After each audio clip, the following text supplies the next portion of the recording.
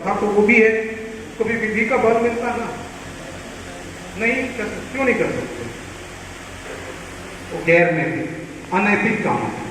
हाँ, और ये तो मर्डर हो गया, उसको चिता में बैठा दो तो मर्डर है ना, हो गया, मार दिया उसको, जिंदा जला दिया। आज हम जिंदा जला सकते हैं किसी को? कानून आ जाएगा, मर्डर हो जाएगा, सीधे भारतीय न्याय संहिता आ जाएगी, भाई मर्डर के अनुसार में आपको अंदर करो बोलेगा। आप बोलेंगे नहीं मेरा प्रथा है तो बचाइए। तो पर कहने का मतलब आपका जरूर प्रथा होगा, प्रथा आपके कानून संगत संविधान सम्मत होनी चाहिए। जब तक प्रथा संविधान सम्मत नहीं होगा तो वो प्रथागत कानून या विधि का रूप नहीं लेगा। आप उसको मानिए, लेकिन जब कोर्ट में मामला जाएगा तो सबसे पहले संविधान के आलोक में आपका जो प्रथा को जांचा परखा जाएगा कि ये प्रथा विधि सम्मत है कि नहीं, विधि कानून सम्मत है कि नहीं। पहला चीज आपको प्रमाणित करना होगा कि आप जो प्रथा मानते हैं वो बहुत प्राचीन है। दूसरा, वो इतना प्राचीन है कि अभी जो जीवित आदमी बता नहीं सकता है कि पढ़ा व्यवस्था कब शुरू हुआ और हम लोग ये फलाना चीज कब से करते आ रहे हैं, लेकिन हम फिर भी करते हैं क्योंकि हमारा पुरखा करते आया है, लेकिन ये नहीं बता सकते हैं कि कब से शुरू हुआ। हमें नहीं बता सन 1800 ईसा में शुरू हुआ, नहीं बता सकते। तो आपकी जो प्रथा है कोर्ट में भारतीय साक्ष्य अधिनियम में प्रमाणित करने के लिए ये बताना होगा कि आपका प्रथा कब से है।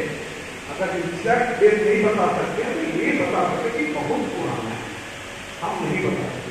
दूसरा कि प्रथा जो आपने चलाया है वो प्रथा जो है वो निरंतर चल रही है, आप उसको एक पीढ़ी के लिए नहीं पालन किए तो टूट गया, छोड़ छोड़ के नहीं कर सकते। तो इस तरह से तो सामाजिक स्तर पे भी आपकी जो प्रथाएं हैं वो निरंतर होनी चाहिए। और तीसरा जो कारण है जिसको कि कोर्ट देगा वो बोलेगा कि आपकी जो प्रथा निश्चित होनी चाहिए, निश्चित। तीसरा निश्चित कि भाई ग्राम समाज में शादी विवाह के मौके पे कुछ जो प्रथाएं हैं वो निश्चित होगी, चाहे वो धार्मिक रूप में होगी या किसी रूप में होगी। जो कि लगता है वो निश्चित होगा। उड़ीसा का उड़ाव भी यही कर रहा होगा कमोबेश, और बंगाल का भी उड़ाव यही कर रहा होगा कमोबेश, और नेपाल का भी उड़ाव यही कर रहा होगा कमोबेश। थोड़ा फर्क होगा, थोड़ा फर्क ये हो सकता है कि आपके बंगाल में 5% से लोग देखते हैं, हो सकता है उनका प्रभाव बड़ा हो, यहाँ पे नहीं करते हैं। लेकिन समस्या उतना आपका युवा का जो है चीजें जो है, ठीक है, उसी तरह से वो कहता है कि आपकी प्रथा जो को प्रमाणित करेंगे वो उसका वो यूनिफॉर्म होना चाहिए, एक रूपता होनी चाहिए, ठीक है। अलग जगह अलग, इस जगह अलग समुदाय विधि लेकिन परंपरा अलग, ऐसा नहीं होगा। ये शास्त्र का अभाव है, शास्त्र को दूर करना। और फिर उन्होंने कार्य किया, बोला कि आप जो प्रथा कर रहे हैं वो क्या तार्किक रूप से सही है, वो तार्किक रूप से सही है कि नहीं है। आपने जिंदा जला दिया तो तार्किक था कि अतार्किक था? अतार्किक था। तो आपकी जो प्रथा तार्किक होनी चाहिए, अतार्किक व्यवस्था अतार्किक प्रथा को विधि का बल नहीं मिल गया। और फिर बोला कि ये जो प्रथा है आपको आपके जो संविधान है उससे वो टकराए नहीं। संविधान में क्या बातें लिखी हुई है? समानता का अधिकार है, महिला पुरुष में भेदभाव नहीं करना है, करना है तो उसका एक कारण होना है, ऐसे नहीं कि बोलते को लड़की है इससे नहीं लेंगे। अरे भाई उसका कारण तो बताइए। सिर्फ जेंडर आधारित आप प्रथा नहीं कर सकते, ठीक है। तो संविधान के आलोक में जो मौलिक अधिकार है उसको वो हनन नहीं करना है, आपकी प्रथा को हनन नहीं करना है मौलिक अधिकारों के।